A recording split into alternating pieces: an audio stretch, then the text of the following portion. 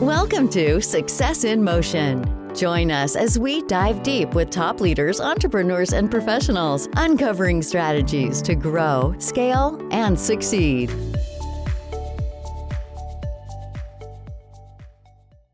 Welcome back to the Success in Motion podcast. I'm your host, Alex Burho, and today we're going to have Steve Ricke on here. He is the president and CEO of Federal Contracts Corporation. So, Steve, thank you so much for joining us today. My pleasure, Alex. So, Steve, can you give us just a quick snapshot about your business? What do you guys do? Just catch us up. Sure. We've been in business since 2003, a little over 21 years now, entering our 22nd year of business. It started out, my brother and my sister-in-law founded the business. He was an executive with Caterpillar and noticed that there was a gap between small businesses being able to compete in the federal marketplace, a level playing field today. So he came up with a few ideas, retired from Caterpillar, and started a business really for pocket money, travel money. Didn't think that it would grow like it did, but it was kind of a little sideline business. So we represent roughly 50 plus major manufacturers today, specializing in doing business with the federal government. There's two different types of government to work with, actually federal and non-federal. Non-federal is your state and local agencies, maybe counties, things along that line, cities. Most of our business is with the federal government today. So we represent manufacturers like Caterpillar, Vermeer, Polaris off-road equipment, and a number of others, but totaling about 50. And what we do is create a legal pathway for small business, for manufacturers to work through a platform, different platforms called set-asides. So small businesses, there's Hub Zone, which is historically underutilized business zone, 8A, woman-owned business. There's really 5 areas. And what we do is again, create a legal pathway to connect the dots that anything that has a value under $250,000, that's not a threat, it's just a threshold. It can go well over, but anything that has a value of $250,000 and under, it can be sold competitively. The federal government sets it aside for small business. So Caterpillar is not a small business. Vermeer is not a small business. So we act as a dealer for those manufacturers, and being a small business ourselves, we create the legal pathway that they can market and sell equipment through us to the federal government. That's awesome. And that definitely is a very unique niche. I know I haven't heard of it. It is. It really is. So as you guys have been growing and, finding this legal pathway to help them sell to the federal government, what has been something that sets you apart, to the federal government, or how do you guys really market yourselves there? What we try to do is we work nationwide. We have a far reach, but we have a very personal touch. Our staff, we have a staff of about 25 people. They're very product knowledgeable. They know what they're selling. They have specialties where each one of them work. The key to it is over the history of the company, on every transaction you do with the federal government, you get a CPAR rating, which is a contractor's performance assessment rating. And it's basically your report card, your scorecard with doing business. So you have to do it right. You got to dot I's, you got to cross T's, you make a commitment, you honor that commitment. And you got to see it through no matter what. So our motto here is doing what you say you're going to do. And we have a reputation for that now. So we actually get contacted a lot by the federal government before solicitations even come out for us to help review specifications, give initial proposals, budgeting proposals to them to get the ball rolling. So What would you say as you've been CEO and, managing this company? What would you say is something that has come easy for you and you guys that might be a challenge for other small businesses? Well, with anything, any startup business or small business that's trying to get going, it's capital. Yeah. You have to be funded well. So I'd encourage uh, new entrepreneurs to try to have capital or at least have a line of credit established. We've been very fortunate. The way that our business works today is I make a commitment to all manufacturers. The day I get paid, you'll get paid. Uh, and it's a promise. We've done that a lot on a handshake, but the federal government has to pay small business within 30 days by law. So cash flow is usually pretty well. There's always the opportunity for mistake. Something a box doesn't get filled out, something doesn't get checked. Maybe a product shows up damaged, and the government won't accept it until it's repaired or you meet all the criteria of the contract.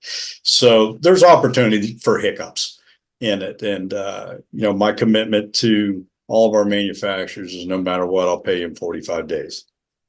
If it's up to me to collect our money, it's not their responsibility. So almost every manufacturer really kind of looks at us as a cash account. So it's good, cash flow management. Cash flow is the lifeblood of a small business, and that's really important that you've got a good finance person to work with. Yeah. And that's good that you guys have such a short accounts receivable period because once it starts getting longer, it just starts getting harder and harder. It's harder to collect once it gets out there. So. Yeah, absolutely. So I'd love to learn a little bit more about you and your story. What have been some things you've learned as being a president and CEO? What ways have you had to grow to kind of fulfill that role? Well, as a young man, I started out as a contract driller, actually working for the government. I worked on naval strategic petroleum reserves, Alaska and Wyoming. Uh, Good business, in my time. That was late '70s, early '80s, and a lot of work. There was good money in it. And I was around equipment. I always been close to heavy equipment, so that industry kind of tailed off in the mid '80s. Kind of fell to the wayside a little bit. So I ended up in equipment sales and did that for a while, and then ended up getting into the heavy civil work with road building and bridge building, things along that line. So doing that for 20 years with a major contractor, and climbing the corporate ladder with them, and had a good career. Things always change. I got back into equipment sales with a German manufacturer, makes really high end asphalt equipment, and had a good position with them. And my brother had been bugging me for a good while to join this company, be a part of it, buy into the company, and have an ownership stake in it. So I finally did that, like I said, about 9 years ago. A good decision. The company's a great company. We've grown considerably. Some of the challenges, learning, and throughout my life is I've been in a little bit of a leadership role everywhere, and the idea, that your people come first. Way ahead of you. Get to know your staff. Know them professionally, know them personally, and try to make employment fun. That's one of the things we really try to push here. Is that we come in, we have fun while we work. We work hard, Yeah. but we've built a really good team, and I think that if you can master the ability to build a team, they carry you. They're really the ones that make things happen. I like to say I get the credit for it, but I don't. I'm surrounded with great people. That's amazing. Again, the better you surround yourself with people who do a good job, the easier your job gets. It is, for sure. So, if someone is wanting to get better at, some of that leadership or building their team, what tips or tricks would you give to them? Well, a lot of things today, if you can find a mentor protege type of program, if there's businesses, if you're affiliated with a company that does that, that's really good to find a mentor. There's groups out there that will bring along a good young entrepreneur. I can't give you names of ones off the top of my head, but if you do a little bit of legwork, you can find them. And this is something that I say quite a bit. It doesn't have to be my idea to be a good idea.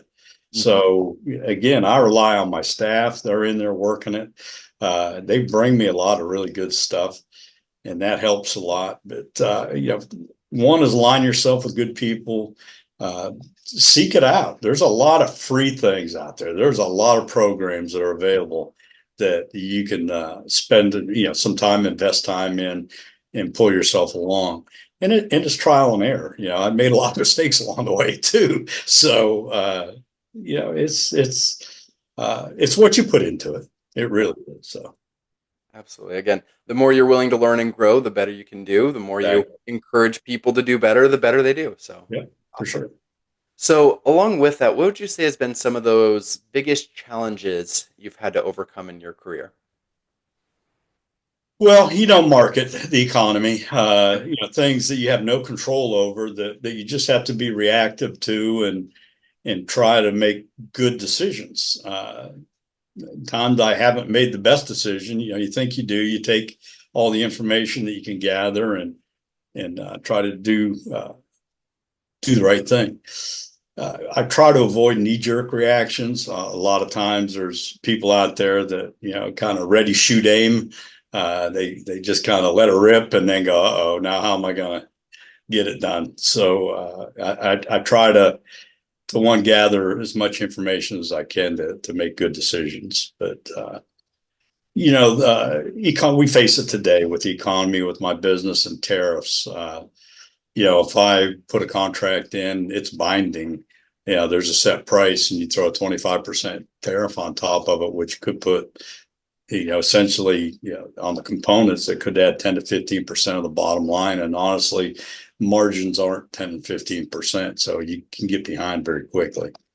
So again, being strategic, confirming a lot of things, just making your way through the swamp kind of, to come out the other end unscathed. So that's the best way I can put it. Do the best you can to learn the numbers and do the best you can. That's it. Gotcha. I That's it. love it. So it sounds like a lot of things have gone really well. Again, you've overcome a lot of those economic ups and downs. You've really built out this wonderful team. Now, something I know I'm very interested is looking towards the future and building passive income to help supplement or replace active income. What have been your thoughts on this as you've gone through your career? I've always tried to invest.